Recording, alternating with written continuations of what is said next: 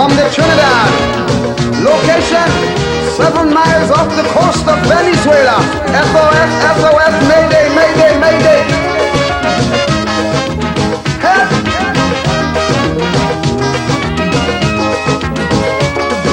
Help!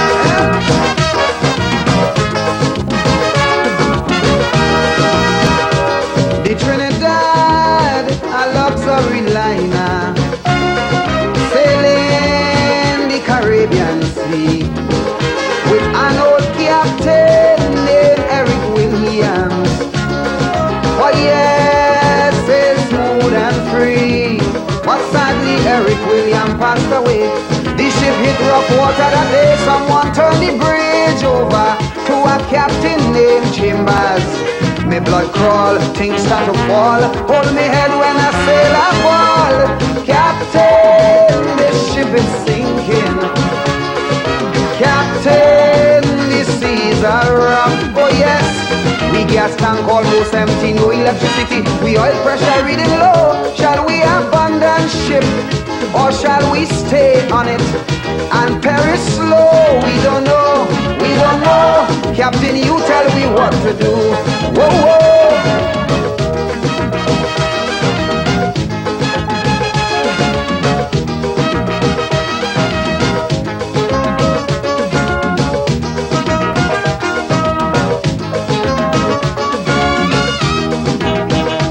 The Trinidad, oh, she was a beauty, with wealth that few surpassed. And in her day, she sailed majestically. There were few in her class. Faithfully she fulfilled her sailor's need. Some were overpowered by greed, and so they pilfered slow. Some took by bulk and go. Now she looked dull, she's at a lull.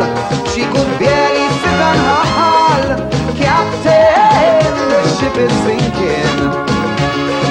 Captain, the seas are rough. Oh yes, we gas tank almost empty, no electricity. We oil pressure reading low. Shall we abandon ship, or shall we stay on it and perish slow? We don't know, we don't know. Captain, you tell me what to do.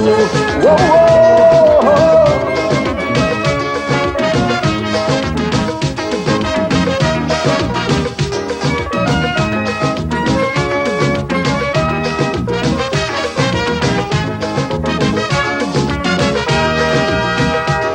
Trinidad, in her day of sailing, she was a friend to one and all.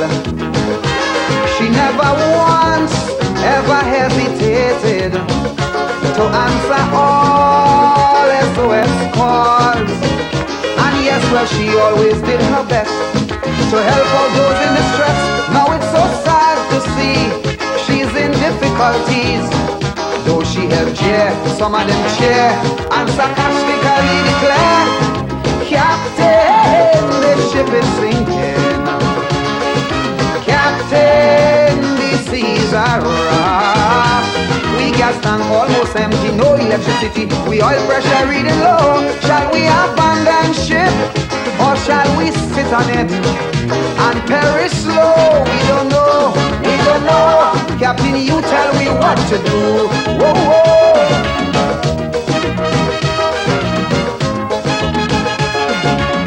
If only there was something I could have done to restore the credibility of this beautiful vessel. Money's no problem. Now there's a lot of fingers pointing, suspicion running strong. Who's to be blamed for all her failures? Who's to be blamed for doing her wrong? Now please remember, I'm warning you, for 30 years she had the same crew who hold the keys to her vault. So we know who's at fault. Now it's up to you, it's up to me to make her worthy to go back to sea. Captain, the ship is sinking. Captain, the seas are rough. Oh yes, we got a stand called most empty, no electricity. We oil pressure reading low. Shall we abandon ship or shall we stay on it and perish slow? We don't know. We don't know. Captain, you tell we what to do. We don't know. We don't know. Captain, you tell we. Oh, yo, yo. We don't know. We don't know. You tell us. Oh, we don't know. We don't know. Put up a flag. Oh gosh, we don't know. But we turn to the World Bank for help. Oh, oh, I oh.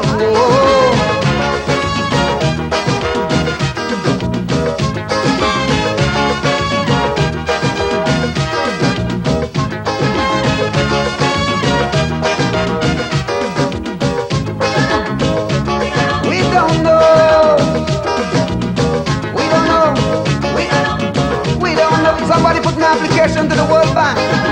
Probably we may get some help to do the repairs. We don't know. We don't know. We don't know. Good night, good night, good night, good night, and welcome to the first official episode of Nightcap, where we have powerful conversations with me, your hostess with the most zest, Lioness. You were just listening to a classic calypso out of Trinidad by Gypsy. It is very popular throughout the Caribbean, and it is describing Montserrat to the last T. So, what is Nightcap all about? Firstly, Nightcap is a social commentary that keeps its fingers on the pulse of Montserrat. Now, for the record, when I refer to Montserrat, I'm speaking about the British Overseas Territory located in the Les Antilles of the Caribbean, not in Spain. Okay? Yay, geography. Now, that is out the way. Our conversations here on Nightcap focuses on the current social, economic, political, and financial issues that the citizens of Montserrat navigate in their day-to-day lives. Currently, the hot topic in Montserrat is politics. Because this subject matter is Montserrat's focal point, the best approach is to give you a rundown on what Montserrat's current political environment looks like. By the way, please feel free to engage with me at any time by posting your comment or your question.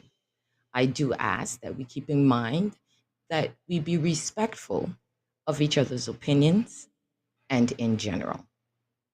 Now, enough with the formalities. Let's get into it. So, what do we need to know about Montserrat's current political climate?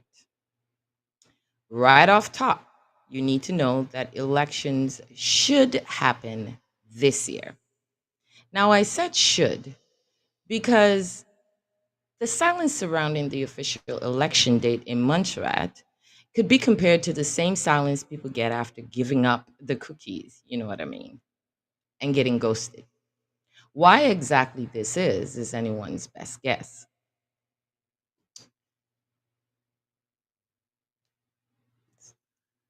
Now, in regards to the political climate in Montserrat, some political pundits on island suggest that there are three potential scenarios for possible election dates.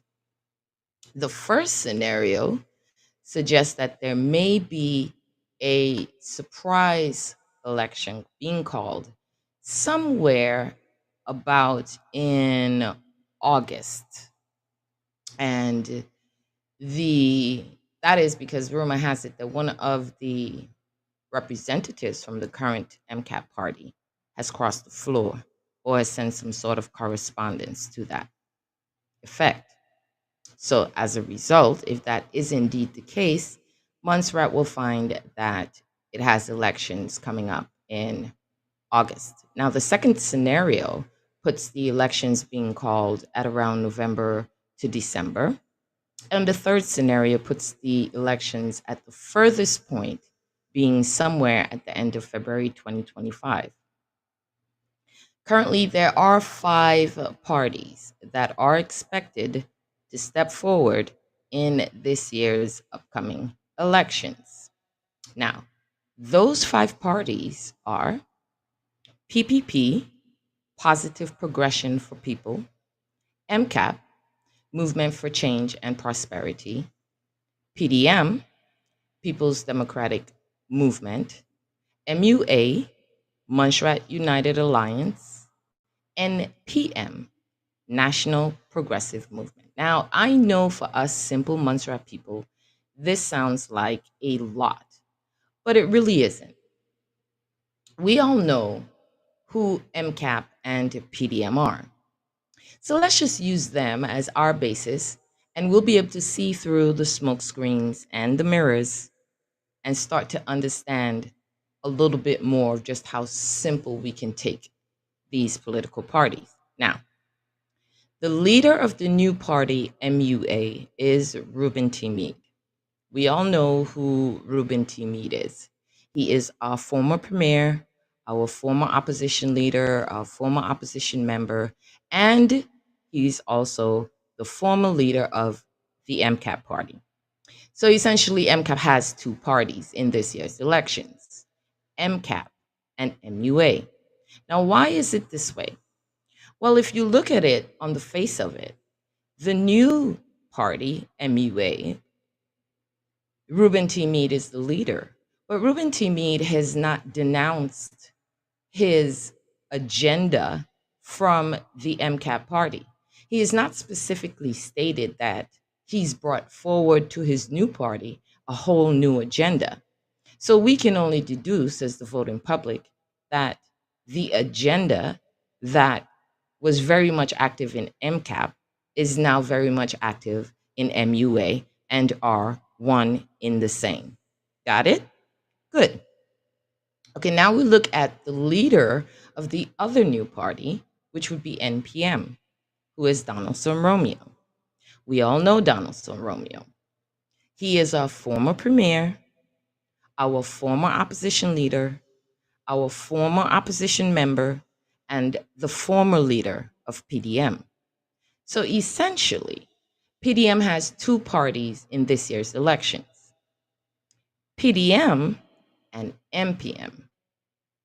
Now, the same thing applies here with regards to this party. We have the former leader of PDM who has not denounced the manifesto of PDM and established that he's brought over to his new party a brand new manifesto, distinctly different. Things are new here. No. So we can only deduce once again that this party, the manifestos are identical, they're duplicate, there's nothing new. I think you should be following me up until this point. So as we stand right now, we talked about 4 parties, right? But the bottom line is that these 4 parties are still just MCAP and PDM with wearing different colors. Let's put it that way. Okay? All right, good. We're going slowly because I want you to follow. So if you are following me up until this point, you now recognize that we really don't have 5 parties in this year's election. We actually only have 3. We have PPP, MCAP, and its knockoff, MUA, and PDM, and its knockoff, NPM. So PPP, MCAP, and PDM. That's where we're at. Now, PPP, Positive Progression for People, is the only truly new party on the scene. Now, unlike MCAP and its knockoff MUA, and PDM and its knockoff NPM, PPP is a party that was formulated by the people. Which people, you ask? The people who have been neglected for the past almost 5 years. You see, while the members of MCAP and PDM and the circle of individuals in Montserrat who make sure that they and only them are taken care of, the people who are paying attention and began holding meetings. As a result of those meetings, they appointed as the people's choice to lead the People's Party myself. And if you're not familiar with who I am, my name is Karen Lioness Allen Martin. However, the people have decided to take a very different approach this year. Thus, as the appointed leader of this party, I have been tasked with the job of extending a very public invitation on behalf of these very neglected people that I represent. This invitation is intended for specific individuals that are participating in this year's elections. This invitation is directly from the people in Montserrat that you have neglected for the last 5 years. And this public invitation is certainly not intended for those individuals who are now ready to assume their usual position of hypocrisy and lies. The people have instructed me to put to you, MCAP and PDM, notice. This notice also applies to any person that was previously elected and served as a member of government or a member of opposition. For those individuals, please note, the people are no longer interested in your services. You have proven yourself to be absolutely ill prepared for the task at hand. Consider this your eviction notice. Now, for those individuals who have not been previously elected into government or opposition, the following public invitation is for you. To these individuals, the people of Montserrat want you to know that they cannot truly believe that you want to be a real, true agent for change if you thought that the best place to position yourself would be with the same people who had been deliberately causing us, the people, to suffer for the past 25 years. If you individuals want the support of the people, you are required to demonstrate your commitment now, not after you are voted in. As far as the people are concerned, they already have a party. That's the PPP party. As a result, the people are demanding that you all put your money where your mouth is. If you are indeed interested in being a genuine agent for change for the people of Montserrat, garnish their support, and get their vote, you must cross over. You must leave MCAP. You must leave PDM. You must leave MUA. And you must leave NPM to get the vote. You must join the party formed by the people and sanctioned by the people. You must show your commitment to the people before we, the people, consider voting for you or vote for you, not after. The people of Montserrat are no longer relying on the words of any politician. The people of Montserrat are setting the terms and conditions of these elections. So, if you meet the requirements and you're not just in it for the money, then you're going to have to prove it. And the people are waiting for your decision. Now, Dr. Buffon, the people of Montserrat are offering you an olive branch. You are the only individual that has been elected previously that will be provided a second chance, so to speak, only because you were never truly given a chance to prove yourself. So this invitation from the people applies to you and you only. If you want the people's support, and you and all the other political candidates that meet these prerequisites are genuine agents for change in this year's elections, then you will have to demonstrate a public show of solidarity to the people of Montserrat and their party, PPP. The decision is yours. Those are the people's condition.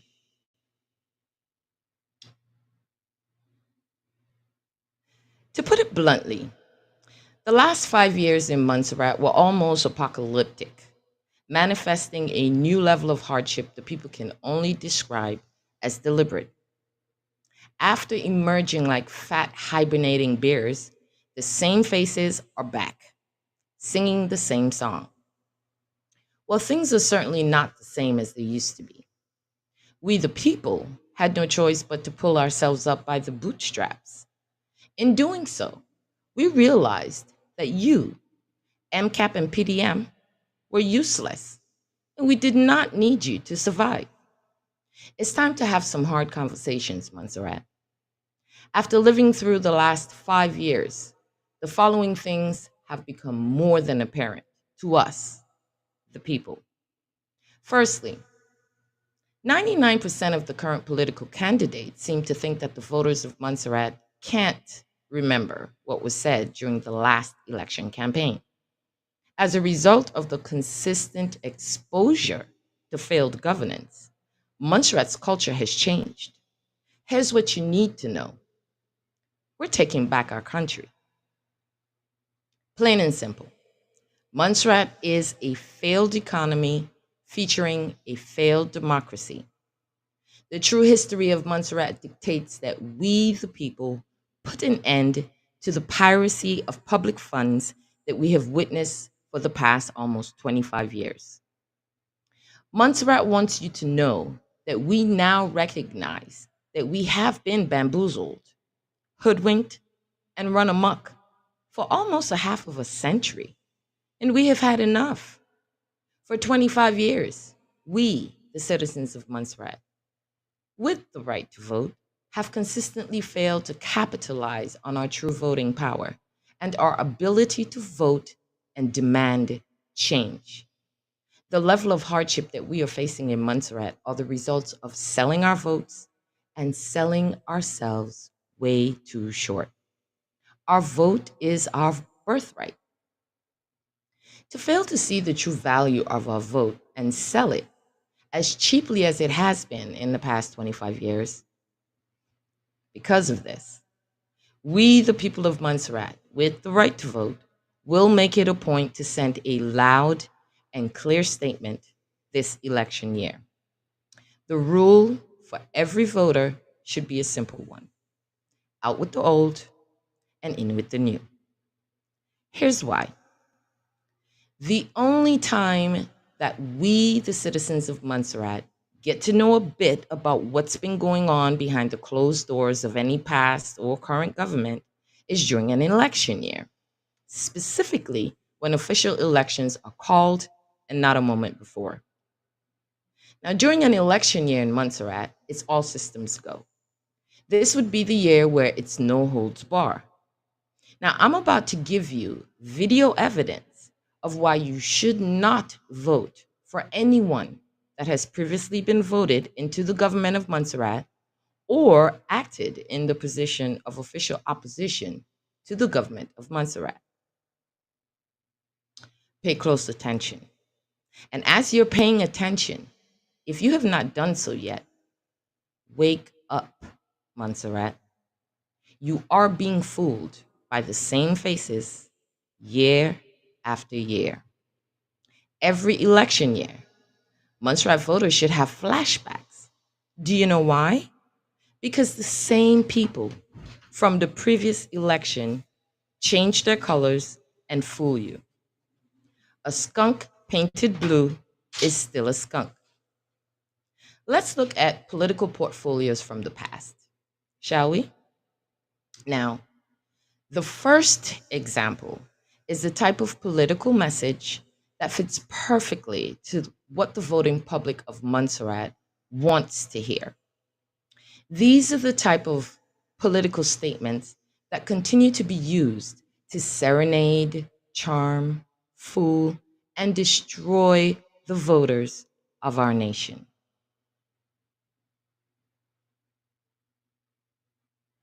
Every election year, the same faces grow conscience after 5 years of failed leadership and after 5 years of absolutely no results. These same faces appear to go into their archives, blow the dust off the lies that worked last election, and start to rinse and repeat that script confidently, might I add. Their confidence alone, while repeating proven lies, is evidenced by their complete lack of action and complete lack of results when appointed to office. Ask yourself if this sounds familiar. Now, keep in mind that this is from 2014. That's 10 years ago.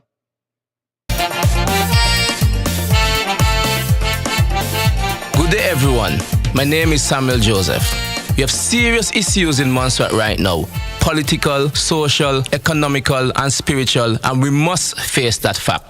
There's hopelessness in this country, anxiety among our youths, disappointment among our elders, and there's a virtual despair among the citizens. People are saying, nothing I do. Things are get hard. Where's the country going? Our problems are not going to be solved by pretending they don't exist. Our problems are not going to be solved by sugarcoating the facts. Our problems are not going to be solved by waiting on DFID to provide all the answers.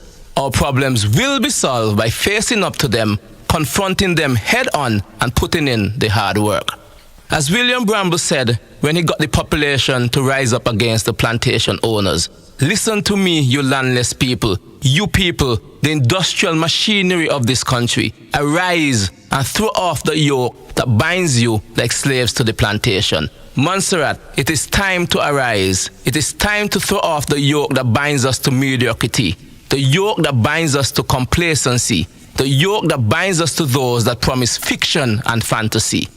As we learn in Sabbath school or Sunday school, faith is the evidence of things not seen. We have to believe in a better future. We have to conceive of a better future. Then we have to put in the hard work. Things just don't happen. Things happen because people make them happen.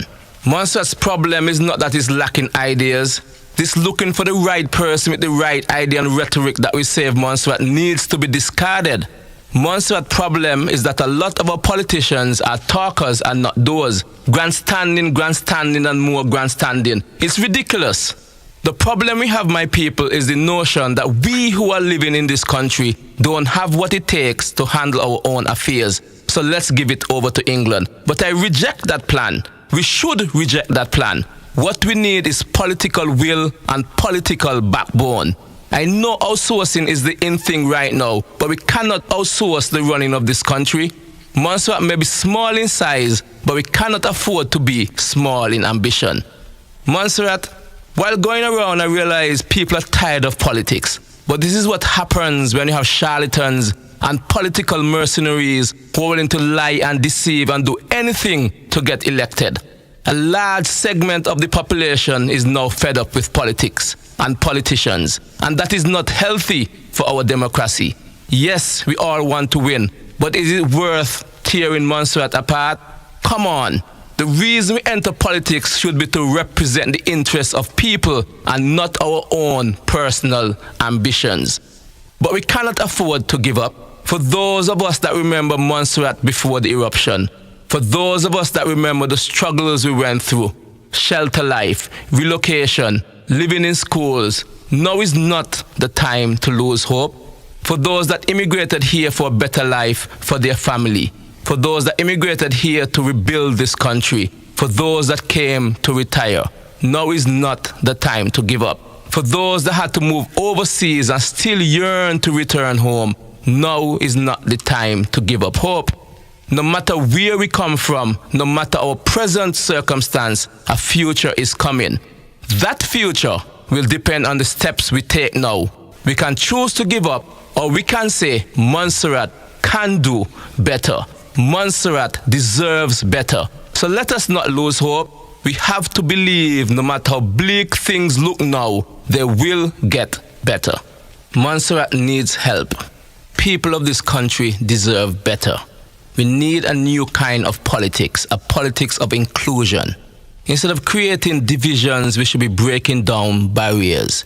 Everybody on this island deserves to be treated equally. Do we really think Montserrat is going to progress if we disenfranchise half the population? Do we think there's a Guyanese heaven, a Jamaican heaven, a Santo Domingo heaven, a Montserrat heaven? If we can't live together here, how will we live together there? We want a government of the people, by the people, and for the people, not just as a campaign slogan, but as a governing principle. We need to change the conversation. Change. A change to someone who is willing and has the capacity to work with the present government. A change to someone who actually believes what they are selling. A change to someone who has learned from the past so they can better serve you in the future. So work with me as I work with you. So January 30th, let us send a message. We are tired of the old way. Vote for fresh ideas. Vote for me, Samuel Joseph, who will tell you as it is. Montserrat cannot keep going down this path. Let us maintain hope. Let us keep the faith.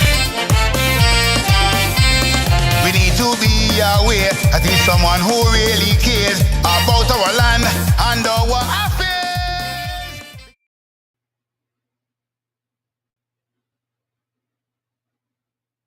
He is your current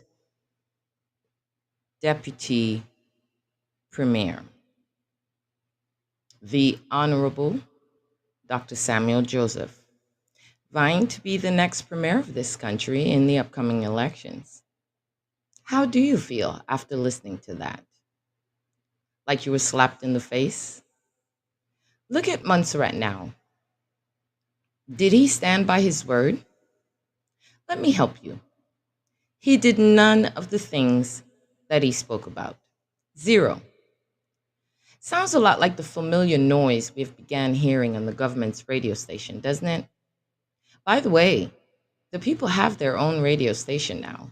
It's called One Montserrat Radio, and you can link 24/7 at onemontserratradio.com. Now, did you just witness a hypocrite? Is he alone? Or is this a pattern?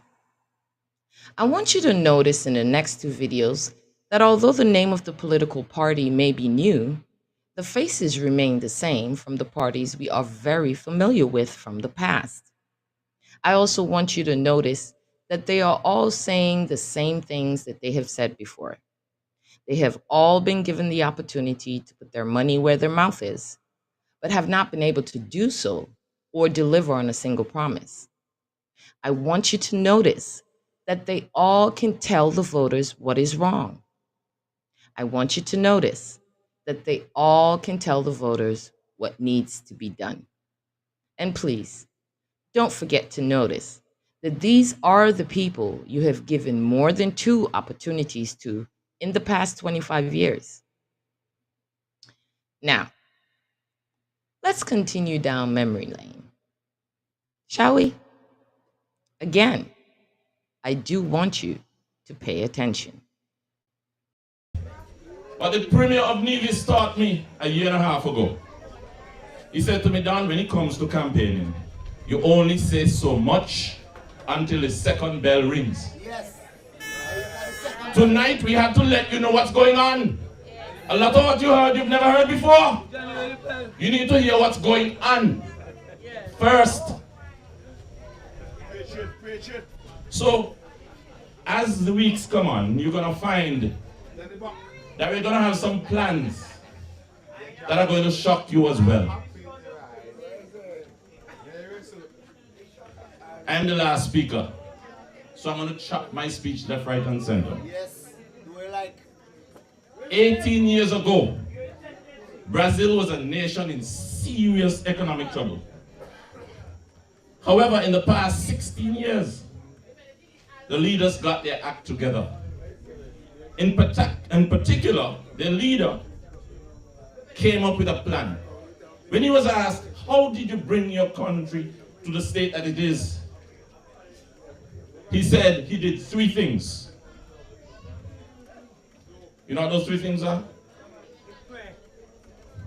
1 was that he made sure he created an environment in which businesses would grow,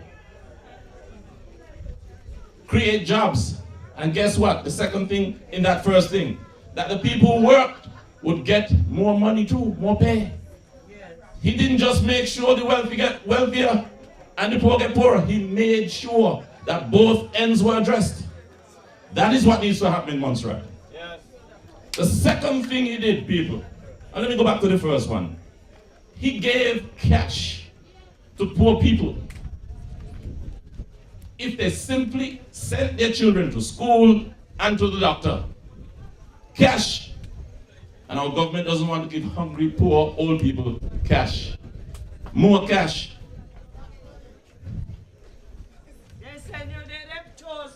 The second thing he did was to make sure he got the people to have confidence in themselves and not feel like second-class citizens. And that's the main thing I think I'm going to focus on tonight. Montserrat needs the same thing to happen. Just over there, over 100 acres of arable land improved by volcanic ash. Sitting there, surrounded by water, springs that supply Montserrat. Springs down below, springs above. Some tapped, some not tapped. 100+ acres. We will tell you what we will do with land like that. And as Delmar said, we're sitting on a gold mine. The expat community down there love Montserrat.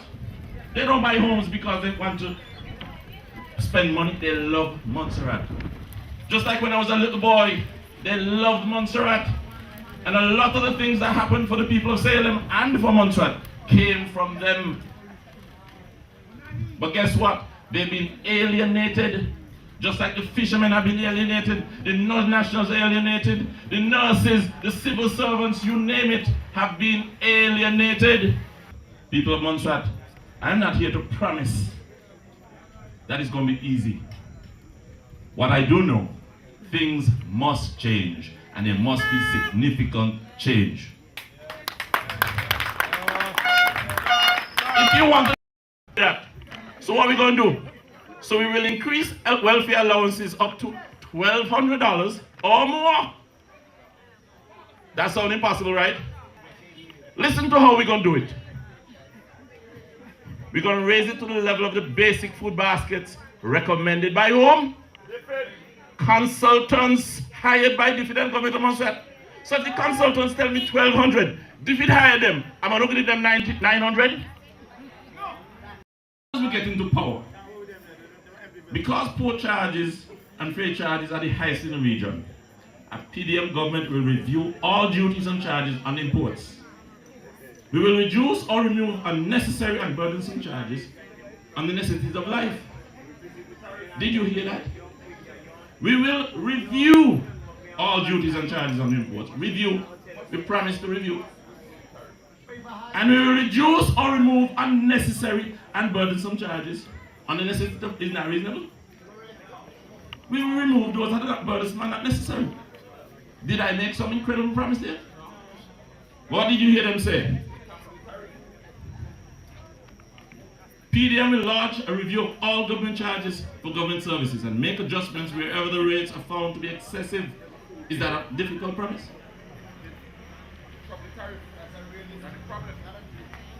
For instance, we reduce $50 charge on birth certificates. Is it hard to reduce a $50 charge on birth certificates that people can't pay? PDM will create a unique business incubator for the youth and new entrepreneurs. Is that hard to do? MDC said they do it. So we will work with MDC or whoever to do it better. Make it work. One way they do not feel intimidated or small, but will feel comfortable as they're given assistance in shaping, putting their ideas and plans to work. Is that hard? But we must do it.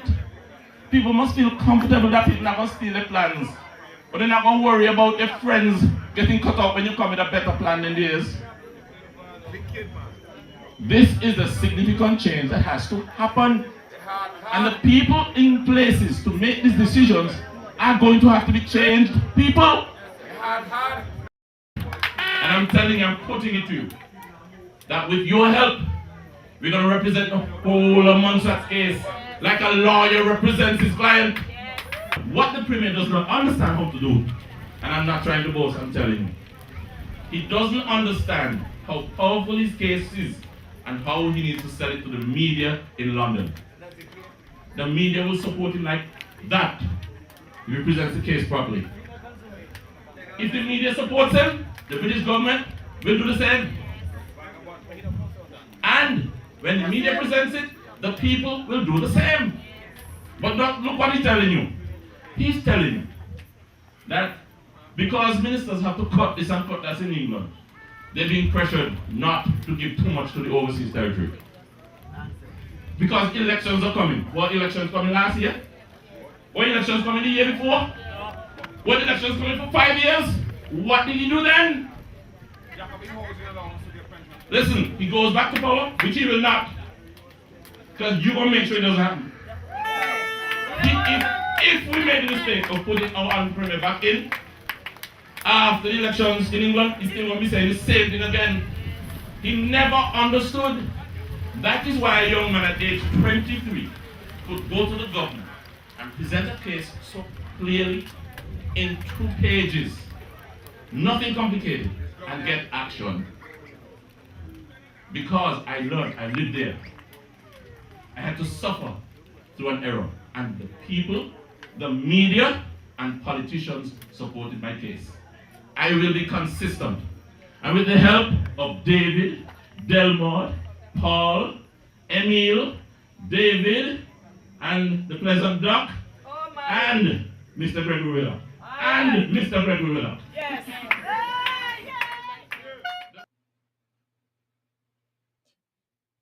That was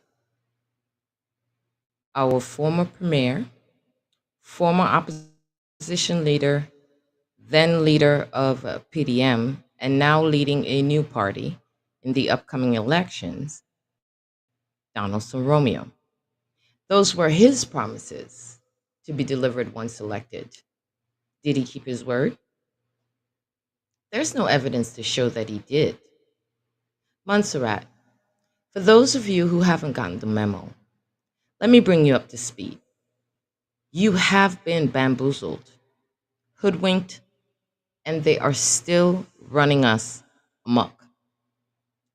By letting these videos play out uninterrupted, we begin to witness their own words bringing the evidence against them.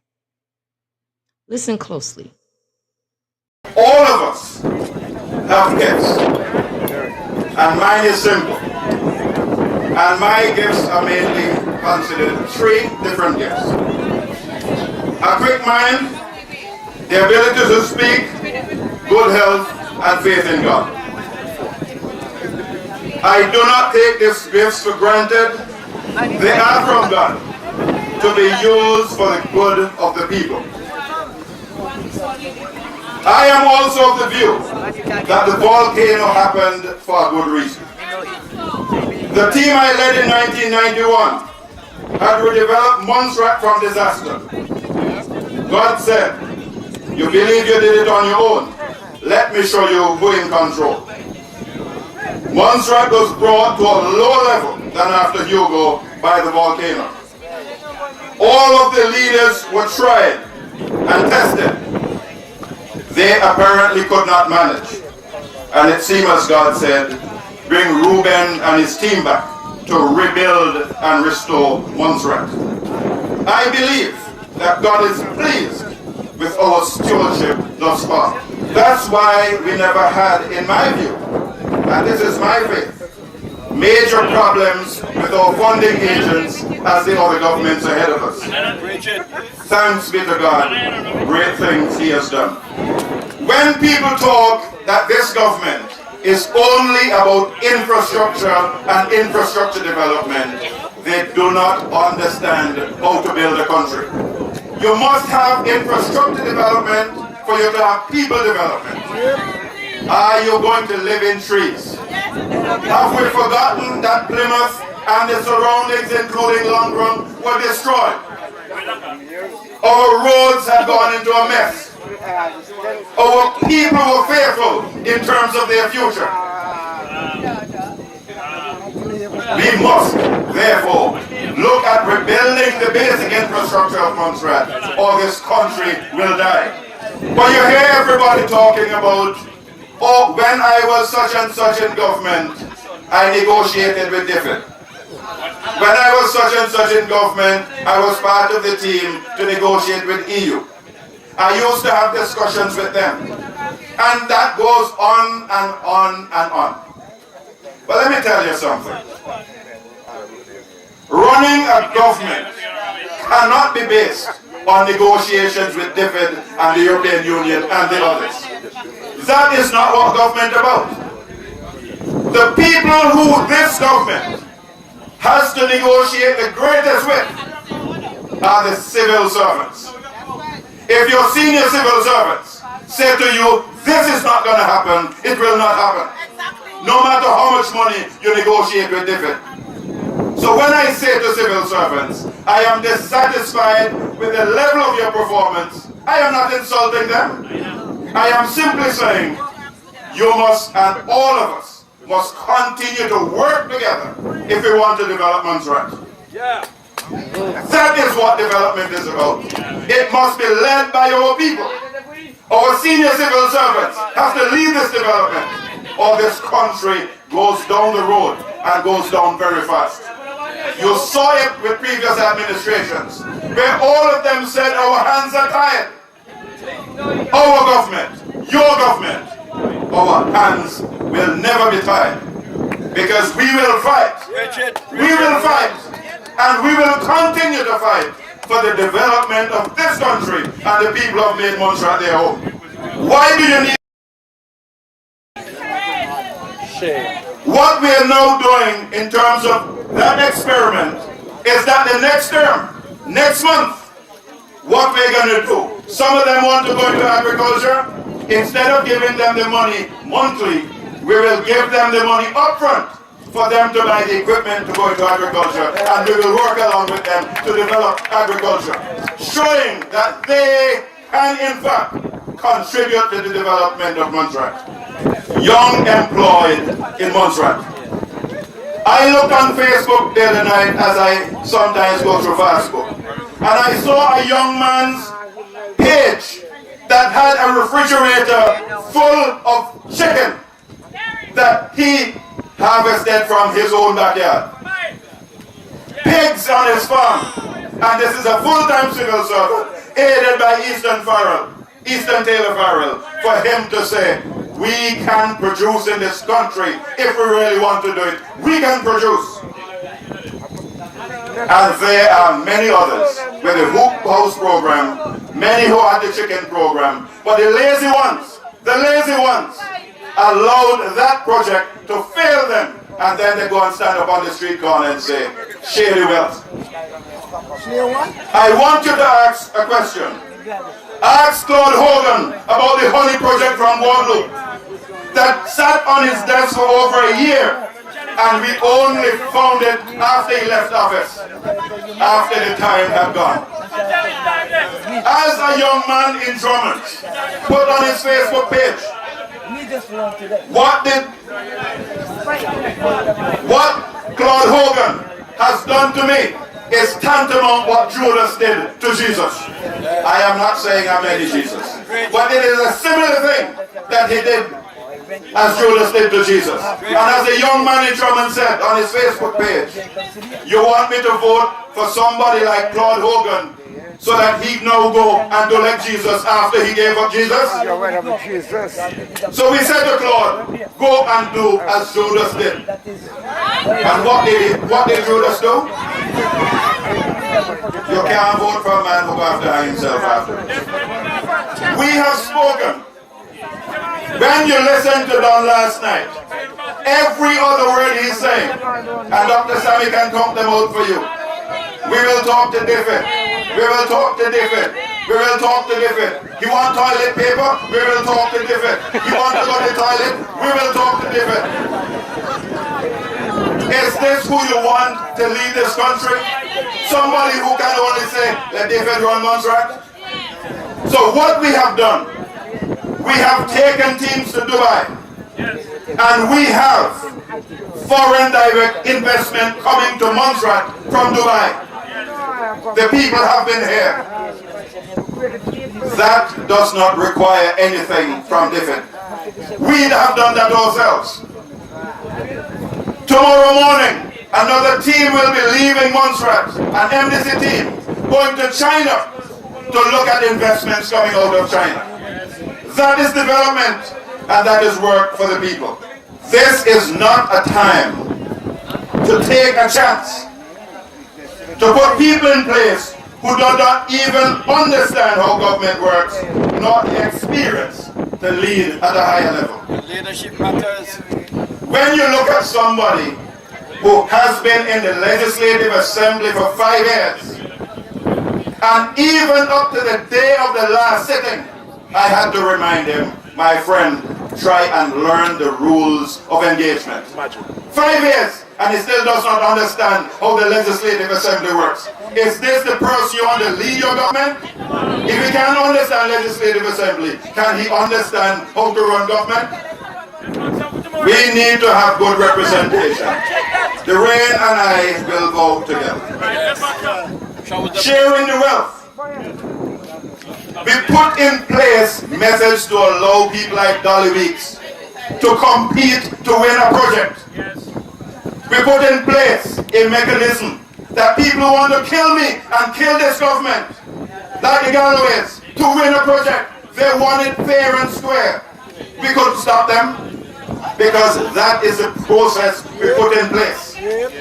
Put that in place. And they are saying, the same person like Emil, who hiding to work on the sports center, hiding to work, goes down there after 6 at night so nobody can see him. He asks him to share the wealth, but he don't tell his colleagues he getting some of the wealth. And he has worked on the Little Bit Development Project as well. And then he goes out and says, I am a decent man. Ruben is corrupt and he's not sharing the wealth. He needs to share the wealth with his colleagues. When you look at somebody like Trixie paying rent for one of the buildings in Little Bay, paying rent for the past 2 months. And what he's saying, I don't want you all to look good, so I prefer to pay the rent and keep the place locked down so that the fisherman's village looks desolate. That MCAP candidates, they do not go in there as puppets. They go in there by themselves and they can handle anything thrown at them. When you have the PDM people, the puppets are behind saying, no, you can't say that. Say this. Here's the people. And when Shirley said that Don is the campaign leader and not the party leader, don't come back and say, oh, she made a mistake. The puppeteer making a mistake and the puppet answering the puppeteer. I want to ask you a few questions. Would you like to see hotel bills in Montserrat? Yes. Would you like to see villas? Yes. You want to see the sports center? I hope all of you all go to the opening game. Yes. Opening game in December. Let us fill that sports center when our Montserrat team, and I tell them start practicing now, because they allow me to reach semi-finals in a 3-point shootout last week Friday. And German, I beat German too. But German told me afterwards, you are the leader, we can't afford to let people say me beat you. Thanks, German. Do you want to see the hospital project? Yes. Not only a building, but the developments inside the hospital. The training of the nurses, the equipping of the hospital. Thank you very much. And additionally, if there are things which we can't handle in Montserrat, we have signed an MOU with Guadeloupe, something which Claude Hogan couldn't get done. I brought in an advisor, and in 2 weeks, the advisor had us in Guadeloupe signing an MOU. You can't fire him because he have a child you have to support, which he not fully supporting. Do you want to see geothermal development? Yes. Do you want to see cruise ships and tourists coming to Montserrat? Yes. Do you want to see the medical school reopen? Do you want to see more housing? Do you want to see more training? Yes. Do you want to see more specialist medical procedures? Yes. And do you want to see MCAP serving the other 5 years? Yes. 5 more years. So therefore on Thursday, when you go to the polls, Next Thursday. next Thursday, Next Thursday. next week Thursday, when you go to the polls, we expect that you will not come alone. If you want to see MCAP back in office, every one of you who are co-MCAP supporters, walk with 5 other persons at least who will vote along with you. 10 if you can find the 10, but at least 5 other persons along with you who you have convinced that MCAP is a team for the future of Montserrat. MCAP is the team that will lead the dream of Montserrat, redeveloping into full prosperity that we can say to David, thank you very much. You have been good to us, and therefore we are thankful. We can take it from him.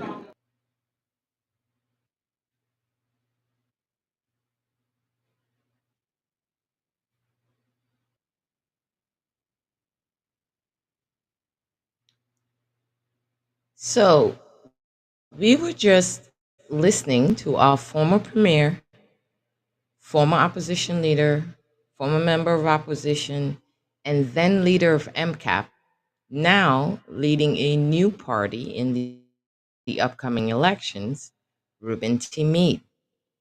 Those were the promises 10 years ago of this acclaimed economist to be delivered once elected. Did he keep his word when elected to office? Did his tremendous experience save this country while he was premier? The current state of Montserrat is screaming a deafening no. Once again, the only thing you can expect from a face that remains the same with the same talk is the same lack of action, the same show of hypocrisy, and the same lies.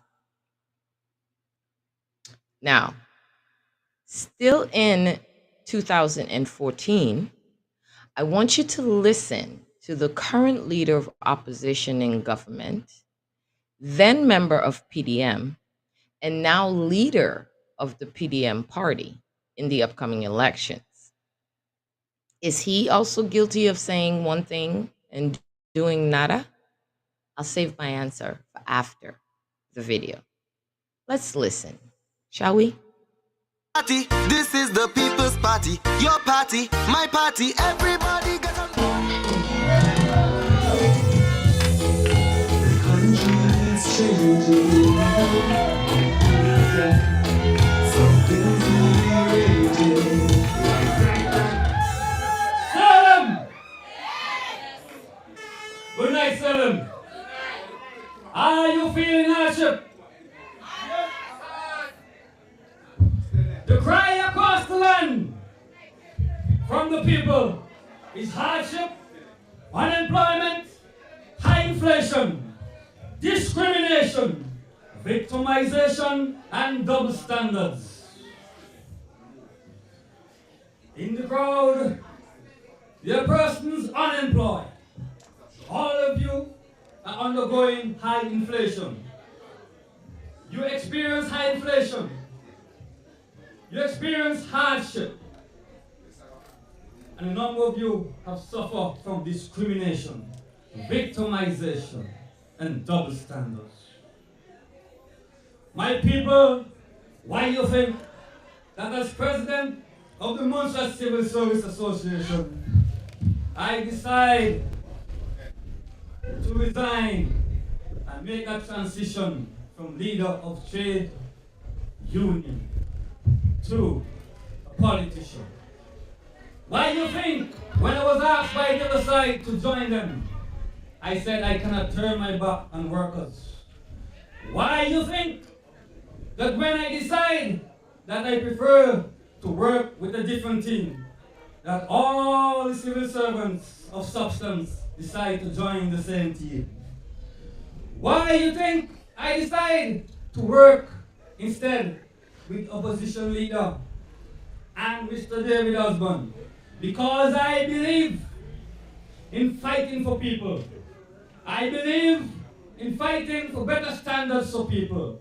When you have government ministers saying there's no hardship, when you the people are saying there's hardship, they must be dreaming, dead sleeping. I agree. When they say there's no hardship, they obviously are out of touch with you, the people. They do not understand what you're going through. They do not care what you're going through. But the people sitting here behind me tonight, they care. And that is why we decide to make the sacrifice. Tell you about double standards. Because we decide we prefer to work with you, the people. When the time to declare, they declared their civil servants on their side without them resigning. And we could not be declared without resigning. Double standards. They will employ them and give them jobs. Double standards. Yes. Victimization. But you know what? It always takes strong people to represent you, the people. And that is why you see the red team is full of strong people that are not afraid of authority.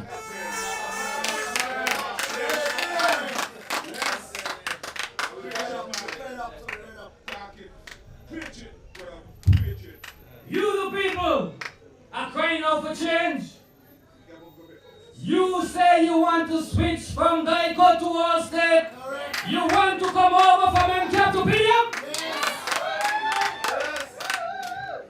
And you said you want people of substance to resign and come out to represent you. And that is what we have done. Because we are not afraid of nothing. Nothing moves us. In times like these, you need people with backbone. You don't need your little wimps. In times like this, you need honest people that will share the wealth. Every time I say share the wealth, some people get upset because what? They do not want to share. Their pocket full and yours empty. They're doing well and you catching hell. So when I say share the wealth, who bets dead?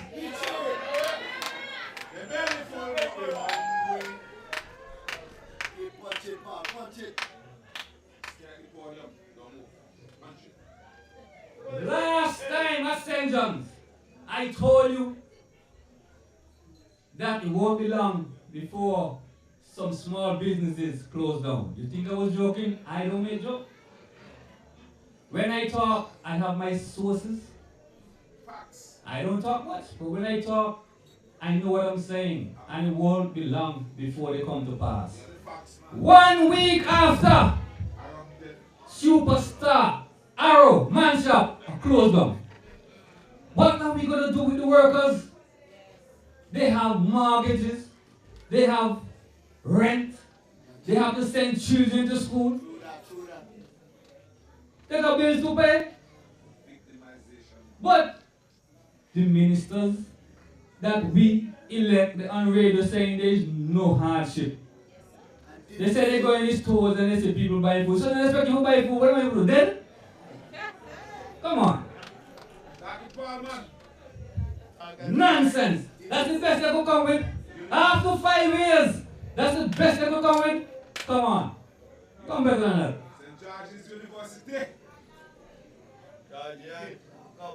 In everything, we know that the Eastern Caribbean Central Bank already in its report state, the only way the member states of the Eastern Caribbean is going to make progress is by increasing their exports significantly and increase the tourist arrivals significantly. Well, it doesn't take much to tell you. If they're looking to sell the hotels, they don't have no tourists yet. No tourists are come. But yet, You have $20 million in a tourism project. And the tourists are come. And they can down MDC. We don't know MDC deal with tourism. But then, the minister tell you that MDC will only be funded for 3 years. And after that, they have to find money for... Me never said nothing, you know. I had that sense, work it out. I decided that since I represent civil servants, I could do something that will benefit the civil servants and still benefit you in the private sector. Because when you apply and you make strong case for an increase, civil servants cannot make no savings with it. They have to spend it back with the business places in the private sector. More money to spend in the private sector so you who work in the small business could keep your jobs. That it doesn't close down like Arrowman Shop and the others that will soon close down. I'm glad you all listening carefully because some of you out there gonna lose your job soon. Because some of the businesses gonna close down again. I told you before it's happening and it's gonna happen again. For the last 5 years. And then say they don't care if you won't vote for them because they get them full pension, although they cut hours in half. They get the full social security, full government, and some of them get a third pension. And they cut hours in half. So they don't care about us because they have the full pension, they're pensionable. And now election come and come and ball out and give them money. Do what else? What else? To do what? What else for? So they could kill you this time and see them build very well and bury you.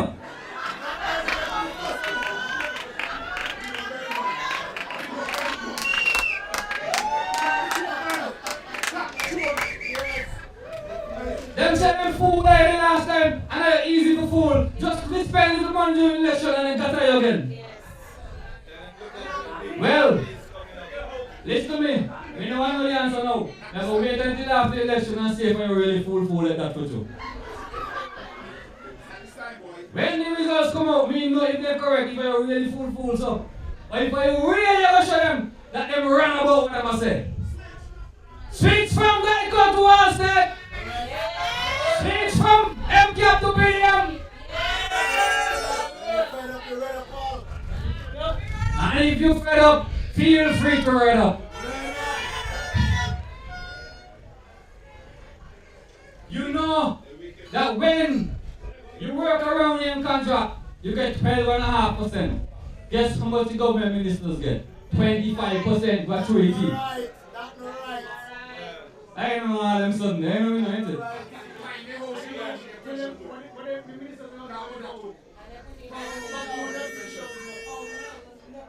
I tell you all, you know. You all will get the details later. You all will know how much you're really getting. But all I want to make the point.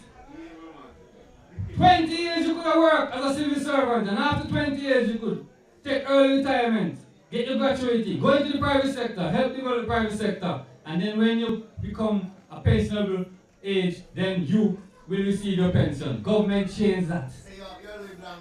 Now you have to go at 58 years and after the years and 65 and after the complicated thing. Right? But here what happened? Look, government not change the fact that after 1 term and 2 years they could get full pension. That not change. That's right. And then they say, we come fool you again. Well, we not let them fool you, we will set all you straight. When them tell you that there is no hardship, when you know the minister get $240,000 a year for work for, he must have no hardship there. But what we want him to do is come down and feel what you the people are feeling. That is what they get paid to do. I don't even care what they get, how much they get paid. As long as they come down here and feel what you feeling and represent you. Then they come around with them foolishness about R9. R9 what? R9 of what? We'll mention some of what we intend to do. Of course, we need to revive the economy, create employment, put people back to work. And we're going to do so with some of these following. residential housing development targeting retirees from places such as USA, UK and Canada. We will also target people in the diaspora from Montserrat. But first, we need to fix the issues of when they return here and they have such a hard time getting the stuff out. Trixie, you just went through that. And many other people.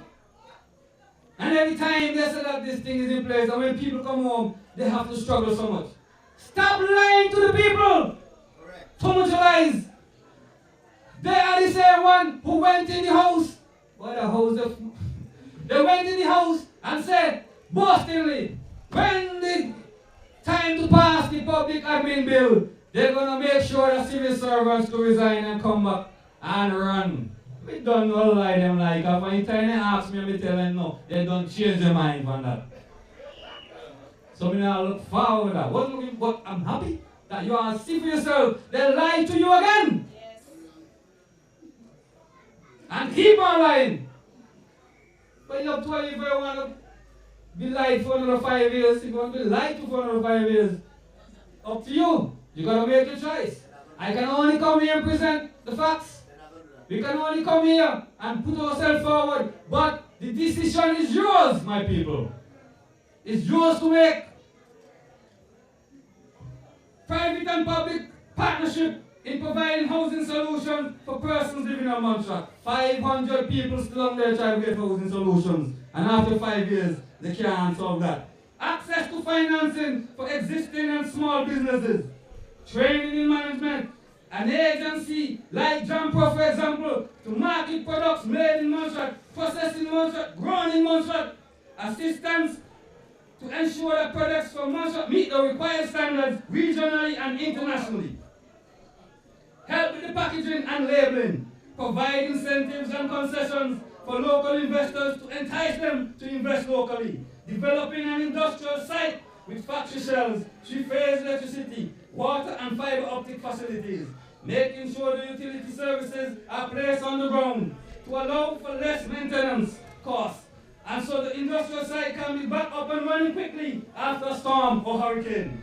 Installing a fiber optic and other facilities, providing fast and reliable internet for conducting business online. Creating programs with realistic targets for increasing exports and tourism arrivals. Facilitating the return of medical schools. And facilitating the start of assistance living facilities so you could put people back to work. My friends, Antigua is not known for water, but Antigua exporting more water than Montserrat, who have spring water. Part of the challenge for those businesses that operate in Montserrat, when they order the bottles, the empty bottles, they cost almost the same thing like when you order bottles with water in it. So the overheads is very high.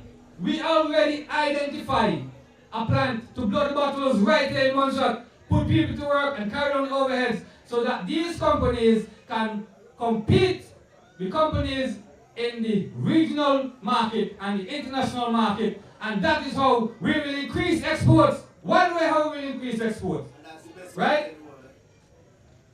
We know that even when you drill another hole, that the geothermal will not produce enough power, at least not now, to export.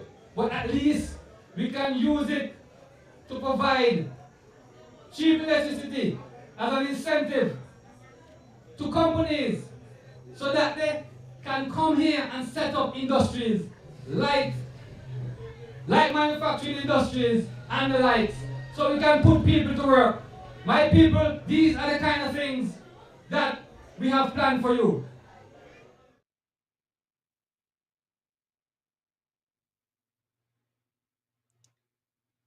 So here's my answer. If it's the same face singing the same song, you should expect the same lack of action that you've seen all along. Now, in the final video, Going Down Memory Lane, is a distinctly different voice of reason that all voters in Montserrat should pay very careful attention to in the upcoming elections in Montserrat. When you watch this video, I want you to notice the difference between this video and all the other videos that were played tonight. The most obvious thing to note is that although this video is 3 years old, it is still a very relevant and accurate description of Montserrat's socio-political environment. Every citizen of Montserrat should consider these words very carefully. Have a listen. We need to talk. If you have ever been in a relationship, you can acknowledge that these 4 words are indeed dreadful to hear. Well, that is where we are today. This conversation is intended for all Monstrattians living directly on the Rock or anywhere else in the world. We all proclaim an undying love for our country. And if we really do love our country, this public social announcement should be a matter of your concern. Monstrattians, our country is on a countdown to self-destruction, and this countdown has indeed been initiated. Now, there are only 2 natural responses to a situation of this sort: fight or flight. As I see it, we are in this free fall right now. It's happening as I speak. That's how real, relevant, and important this conversation is. There are some of us who will acknowledge that this free fall to failure is imminent, and there's no other option but to run away and secure yourself. While there are others of us who acknowledge the same imminent failure, but choose to fight for our survival instead of run. Today, I ask each of you, which one are you? Are you running, or are you joining the fight for your birthright? Keep that question in mind as I give you a first-hand account of my assessment of the real Montserrat that exists today. I believe, based on my experience, that many of your natural responses to what I am saying will be a defensive one. And sometimes the truth does hurt, real bad, in fact. Believe me, you need to hear this truth. Any account I have ever heard or read of life in Montserrat pre-volcano is nothing short of a feel-good fantasy movie, truly.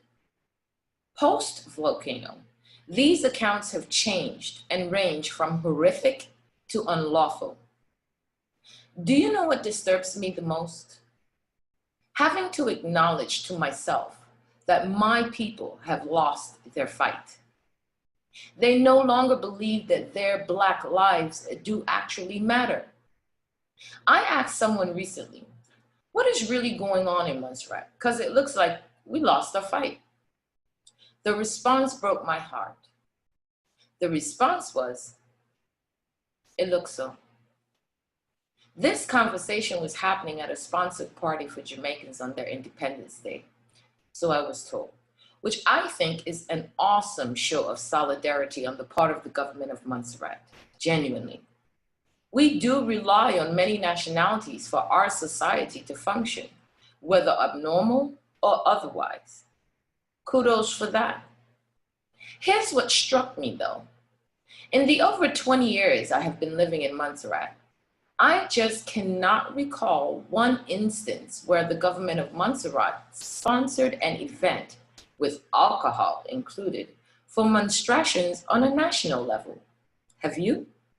It's kind of like watching the side chick get all the benefits while you, the main chick, sit on the sidelines suffering emotionally, mentally, and physically.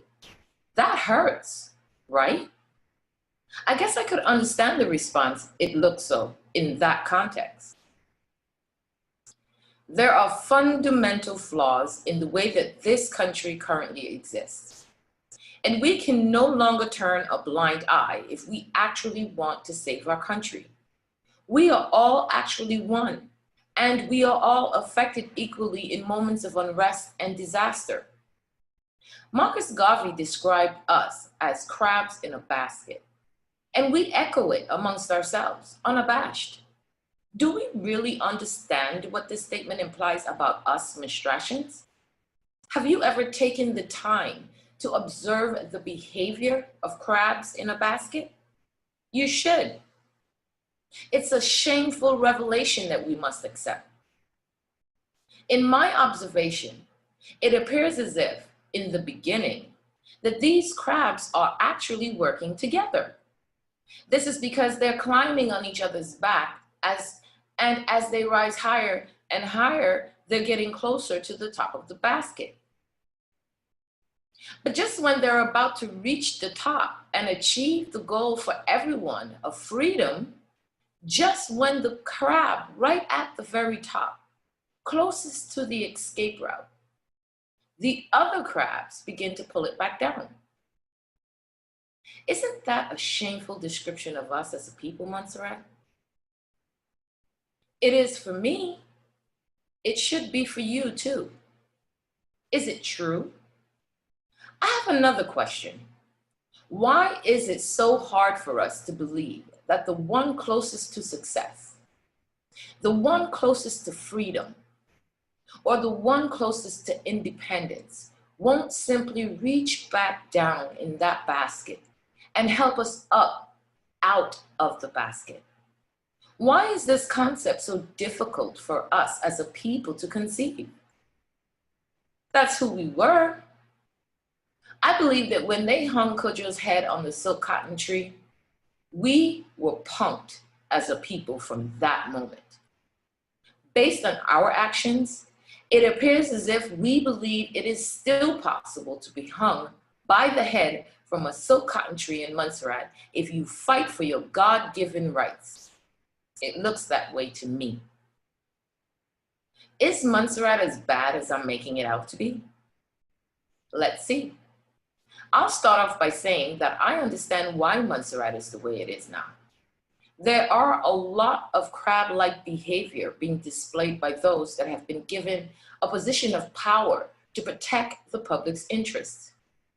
Ask yourself this: why is it that public figures of all kinds across the globe, including politicians, are held accountable for illegal and unlawful actions, to include facing time in prison?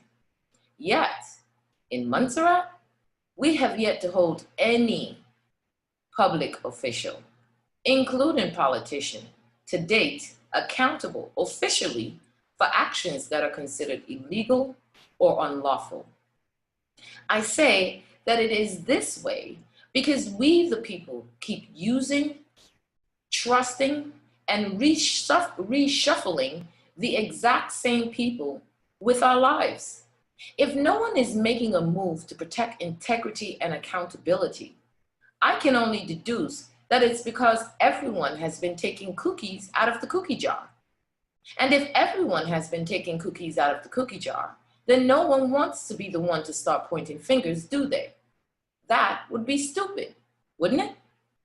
There are a lot of conversations that I have had myself and overheard that clearly established to me that there are many people in Montserrat that just do not know what our government should be doing and how they should be benefiting from what our government is doing.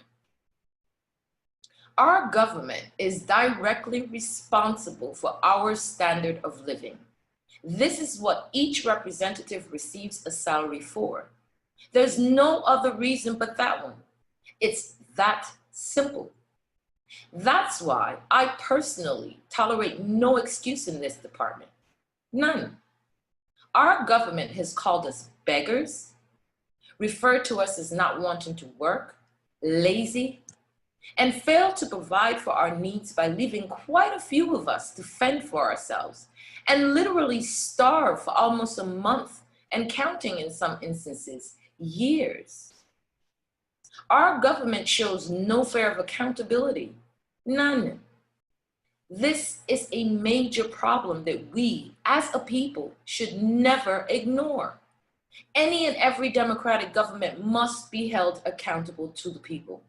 Never be lied to on that fact. If we listen to the messages coming from our government, one could easily believe that all funds received and spent in Montserrat comes from the United Kingdom. This is simply not true. We, the people of Montserrat, that work and pay taxes, or hustle and order necessary goods and products, pay substantial taxes that contribute to our country's budget. It is our money that is being used to pay the government's salaries and expenses. It is our money that pays the police salaries too. Our money is in there too. Now, let me ask you this. What are you getting for your money? Do you know that you are supposed to get something for your money?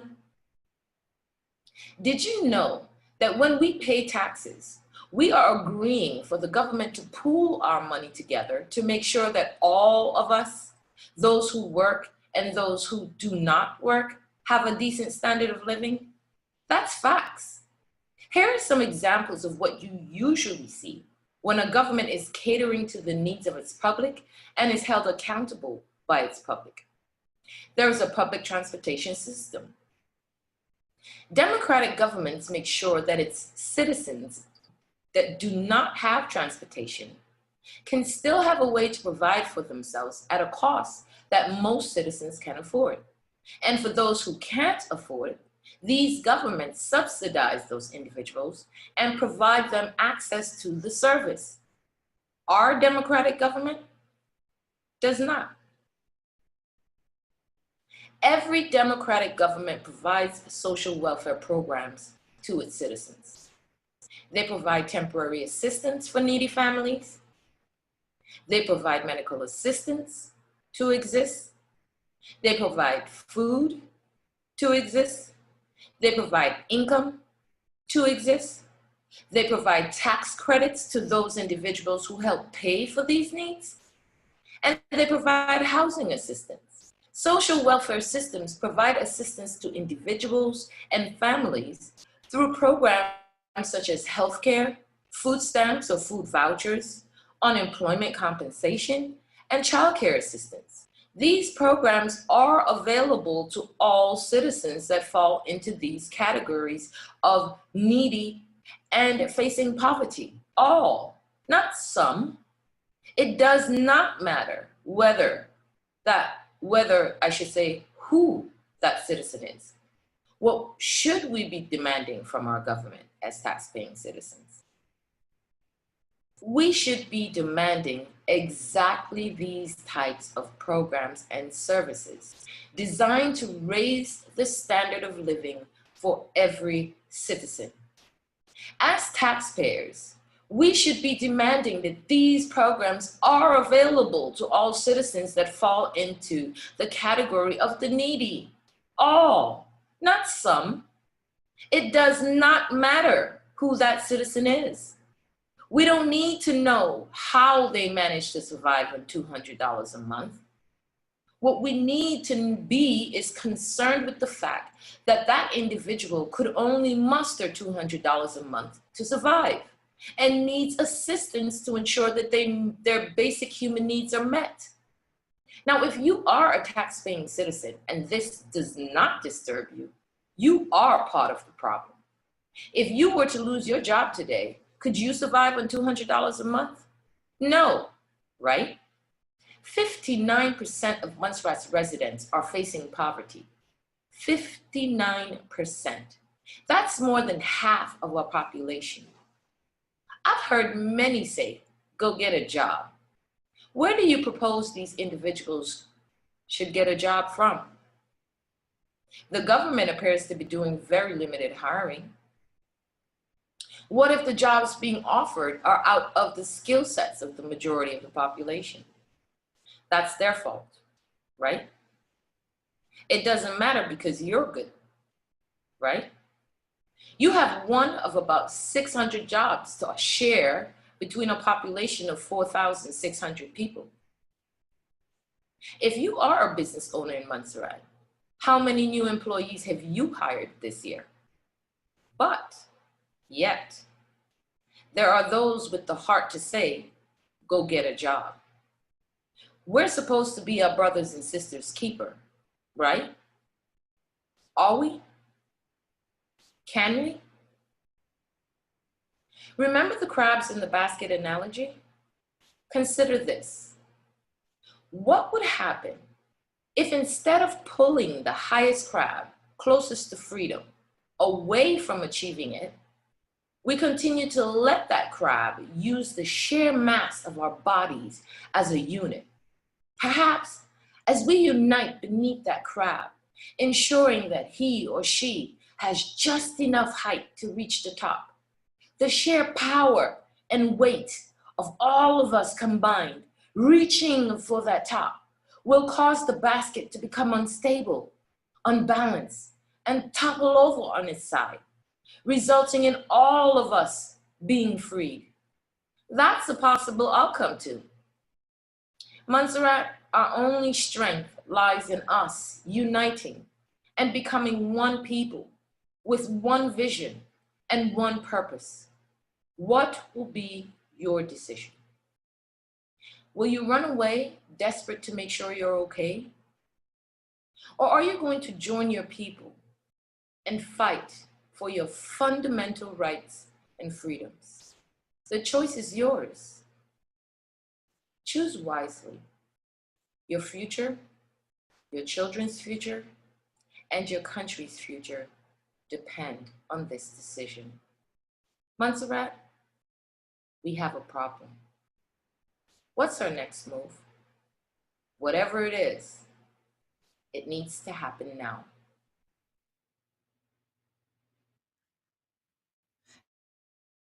Excluding the current premier, you have just been privileged to hear the current roster of political candidates campaigning to be the next premier of Montserrat. The choice we need to make is clear. Fool us once, shame on you. Fool us twice, shame on us. We are not a foolish people, Montserrat. The best way to demonstrate that is at the voting polls. Rise up, Montserrat, and stand strong.